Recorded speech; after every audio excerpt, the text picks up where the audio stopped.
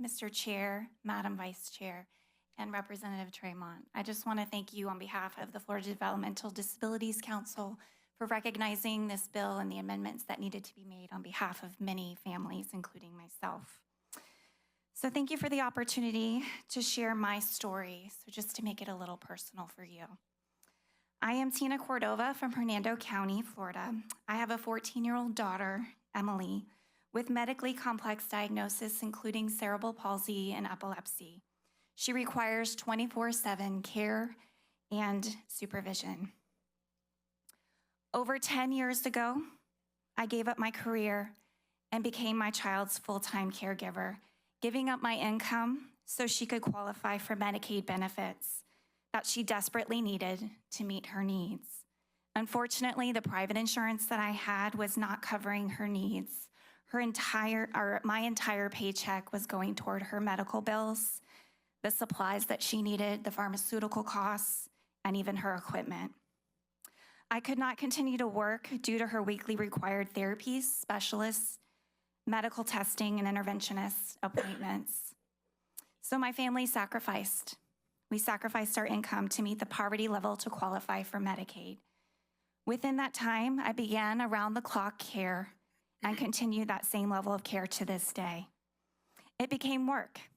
It is work, and it should matter and be compensated as work. Parents and caregivers know their child best and can provide the best care possible. So why not be able to receive compensation for the job? We qualify, we sacrifice, we matter. I also run a nonprofit, Possibility, where I serve a number of families who also have children with medically complex diagnoses.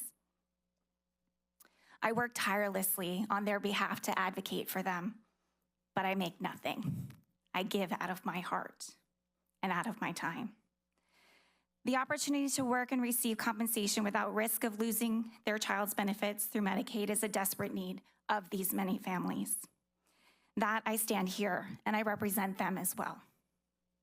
So I ask that this bill be considered and passed to allow families to be able to survive financially, provide the utmost care that their children need and rely on, and recognize the extraordinary efforts and sacrifice of those parents and caregivers by providing them an opportunity to receive compensation for being their child's best health provider.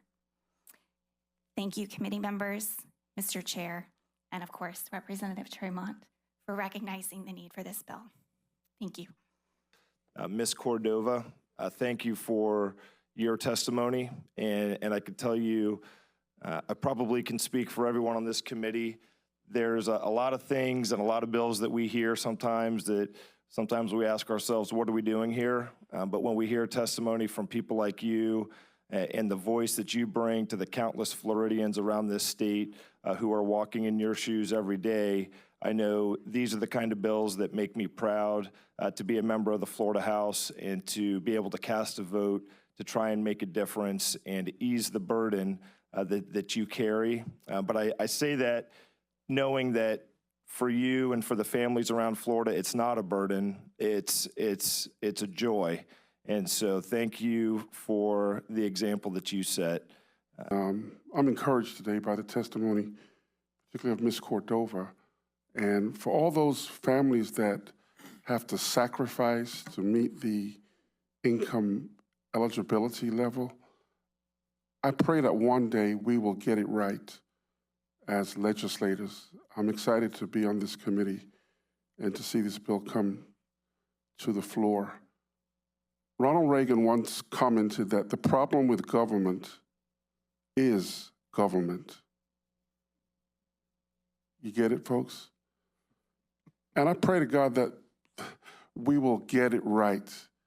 I hate to see people virtue signaling. And it seems to me that some of the rules by the Medicare, Medicaid groups and ACA, it forces people to virtue signal. And you shouldn't have to virtue signal. I don't think people's incomes should suffer because you're taking care of loved ones at your home.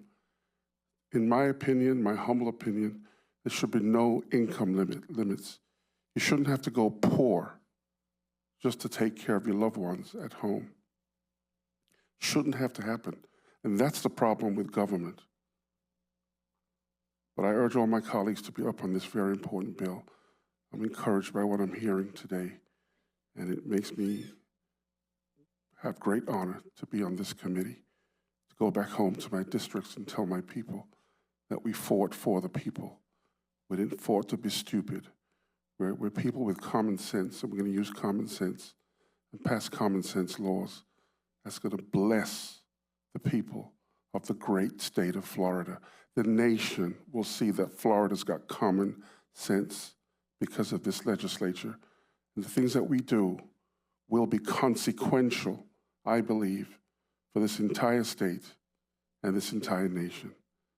I urge my colleagues to be up on this bill. Thank you. Representative Joseph, you're recognized in debate. Thank you, Mr. Chair. Representative Tremont, thank you for this bill. I know a lot of times, sometimes it feels like the legislature is in search, like, I don't even need to finish it. Some of the bills, they're like in search of a problem with a weird solution, but this bill has a real problem that it's trying to fix. And we've heard testimony, and I want to take an opportunity or just take this moment to thank all of you who took the time to come up and share your stories and your testimony today. Clearly, it did not fall on deaf ears. I think that, and I've said this already, anything that we can do to increase access to affordable health care is something that we should do. And people should not have to choose between a meager paycheck and taking care of their families. Because if your priorities are right, then you're going to be taking care of your families.